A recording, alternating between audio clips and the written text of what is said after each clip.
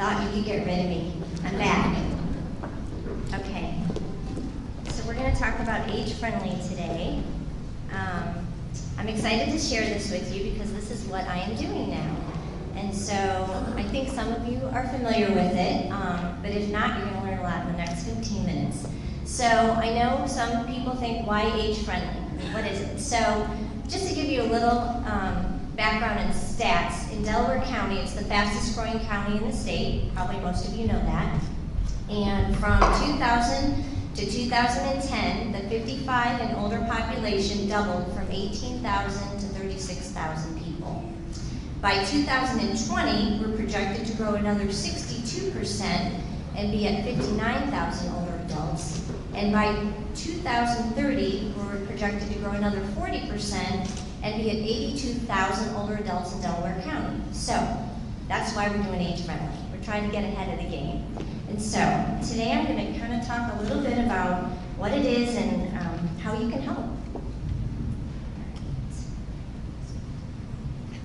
So in December of 2017, the Delaware General Health District and SourcePoint partnered together to start this initiative, and we were endorsed by the county commissioners. And so the next summer, in 2018, the health district put together a survey that was sent out to about 1,500 residents through voter registration, just random people. I don't know if any of you received it.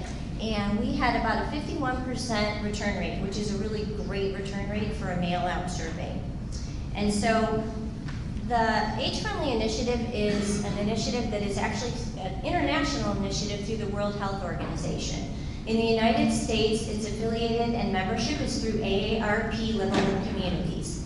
And so the focus is on 8 domains in our community that make a community a great place to live, basically. And so after our survey went out, this past May, we had a kickoff meeting, and it revealed the assessment report, which talked about all the different questions and answers and everything that came out of our survey.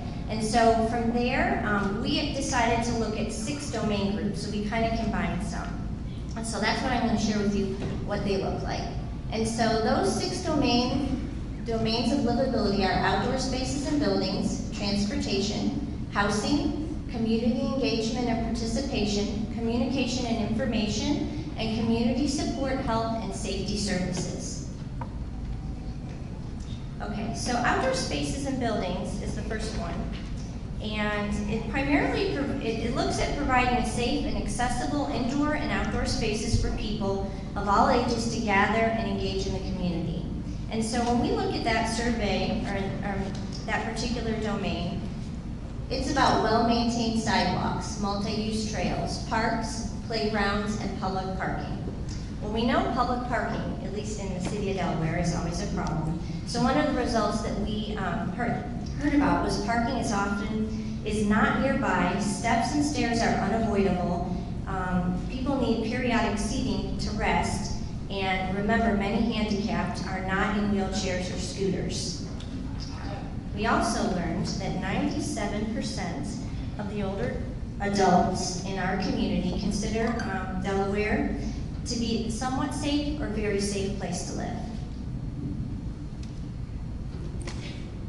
Okay, so transportation.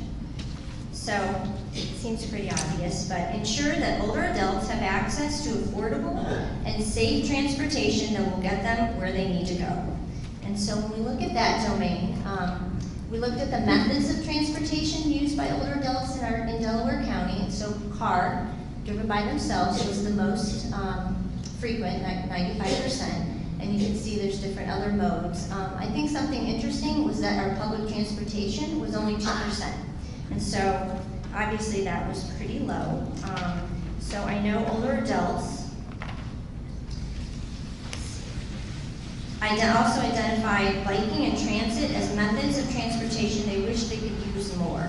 So that's one of the things that we hope to work on is providing more transportation or different modes and letting people know what's out there. Okay, so housing. So housing, again, seems to be be an obvious thing, but ensures that older adults have access to affordable, accessible, and safe housing options with the ability to age in place as they desire. It also looks at having qualified, reliable, and affordable service providers to undertake maintenance and modification in your home if you want to stay in your home.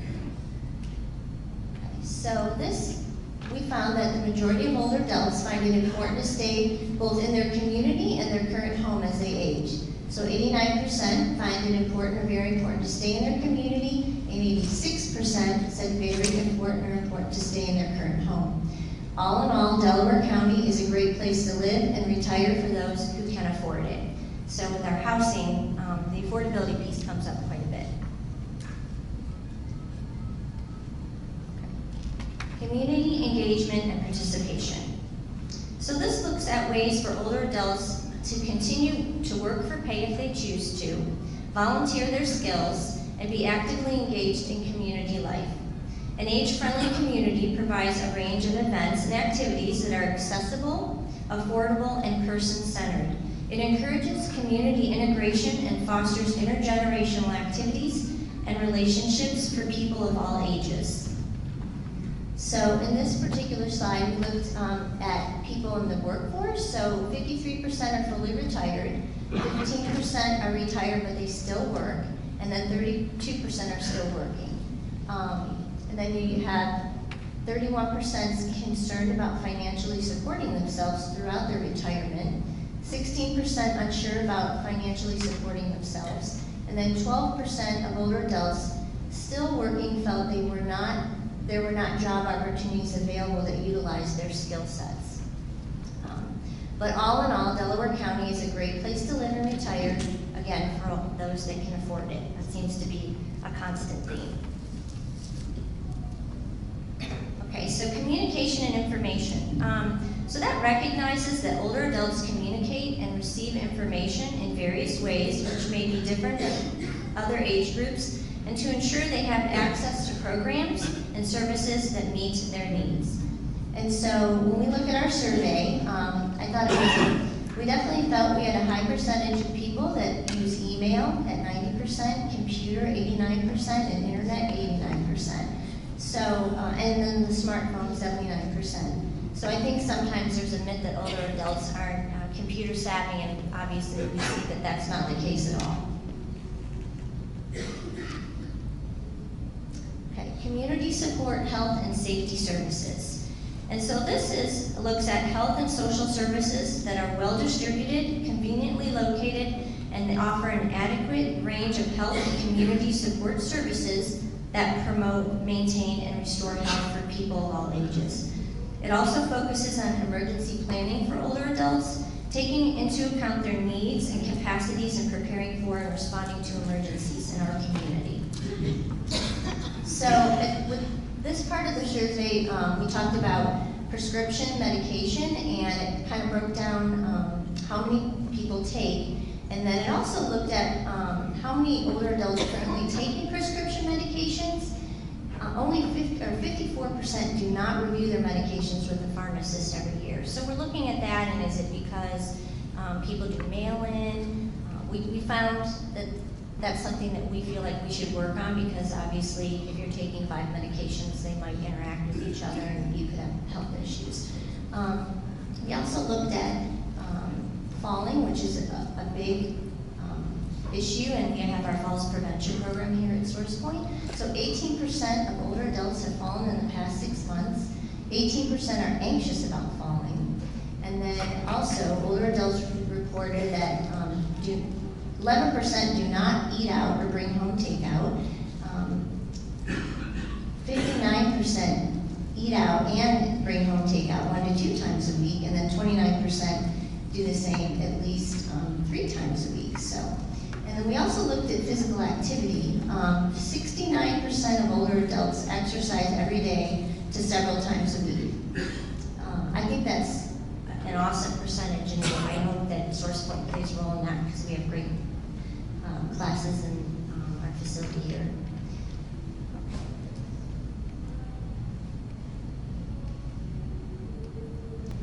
So this is a video video that Age Friendly Columbus put out. They're way ahead of us with their initiative, and it's just a really good look at an older adult and the Age Friendly initiative.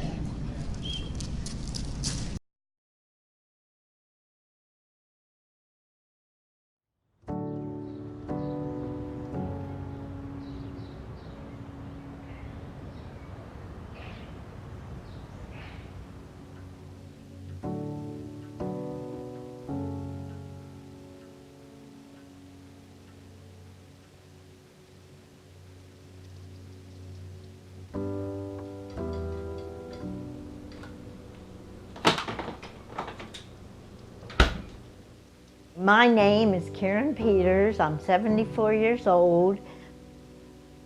One day I said to my husband, I thought you were going to build me a little house with a little yard.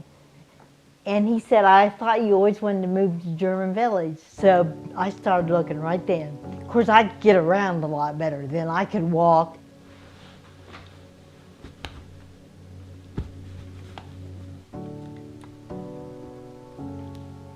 When I wake up in the morning every day, the first thing I do is turn my stimulator on.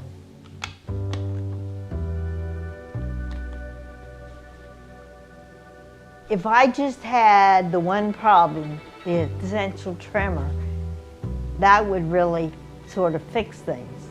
But unfortunately, I have Charcot-Marie-Tooth, which is the muscular dystrophy family, and it affects your muscles and your coordination and your balance. So it doesn't really, they don't have anything for that. When we first moved here, I could walk to the city center and back, believe it or not. I keep telling the doctor I need a brain implant. he thinks that's funny. Let's see, my day is pretty hard. Anything I do. But I'm so used to it. I'm trying to think of the hardest part.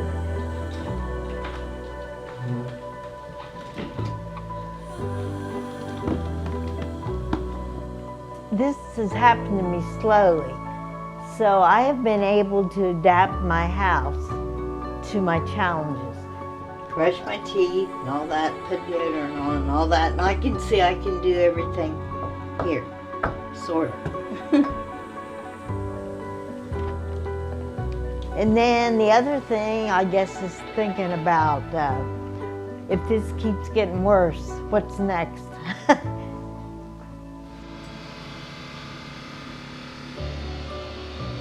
You can't imagine this, but almost every person's house has steps of some kind. So I have to really know where I'm going and know that there's going to be somebody there to help me in and out. So I guess if I'm going someplace new, I kind of think about that. But now when I go out on my cart, really, I'm pretty relaxed.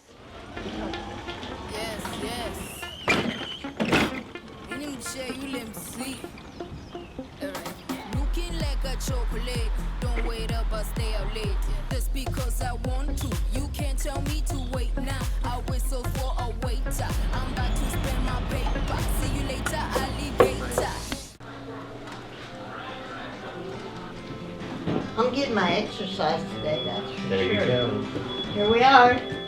You can just bring those right over here on the desk because we got to list them. Thank you. I do a lot of social things. I like to go out by myself sometimes because I can go on my own time. And there are a lot of restaurants here that I can get in and out of. Getting around on the mobility cart, you have to be really cautious of what routes you use. I go through here. I don't think I can get through though. I think it's too tight. When I'm going to cross the streets at different intersections, I never go when they're on the countdown. I always wait till the beginning of the light change, so I have plenty of time. I think Columbus does pretty good, except the curb cuts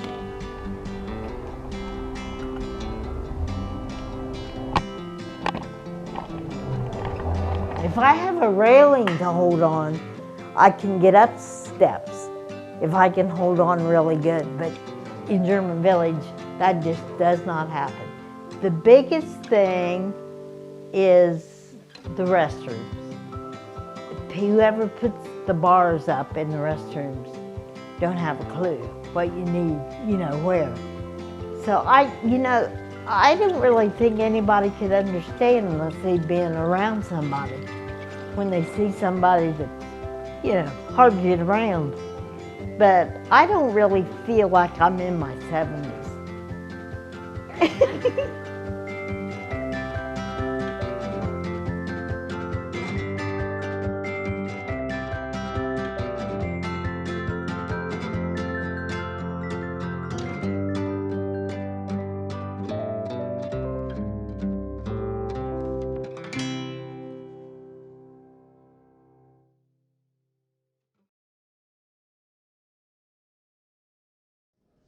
So that's the basis for H-Friendly, our 6 domains, and so our next steps. And so right now, it's a 5-year process, so we're in the middle of our 2nd year, which includes our strategic plan and creating action steps related to all those domains. And so we currently have 6 domain groups that are meeting, and they're people that we were strategic about bringing into the domains that are related to what it is, and then also just community members, volunteers. So if any of you are interested in any of those domain groups, please feel free to reach out to me. We'd love to have you. We're adding people all the time, and we know that this is the kind of thing that takes a village. It's very collaborative, so we need a lot of different people involved, and so I would love to have you.